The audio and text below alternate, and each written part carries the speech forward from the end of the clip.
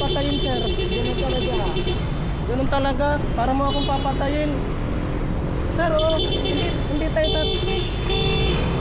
hindi tayo sunod, sir. Huwag nyo naman kami Sunod ipitin. eh, huwag ka rin ano. Mabilis sila kayo, tama ba kayo? Huwag mo kami ipitin, sir. Kayo, yun lang yun.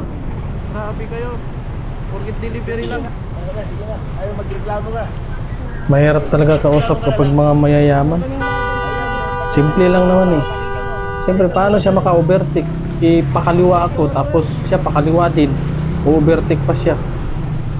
Laki-laki ng kalsada sa kaliwa, wala namang sasakyan, wala namang siyang kasabay. Gusto pa akong git-gitin, iipitin. Ang hirap naman pag mga mayayaman talaga. Buti na lang alerto ako. Saka hindi naman ako pwedeng mabilis kasi kick yung dala ko. Hirap. Ha? Naka-record eh. Iipitin ako. Iipitin ako, Paps. Ang laki-laki ng daan niya sa kaliwa. Gustong mag-overtake.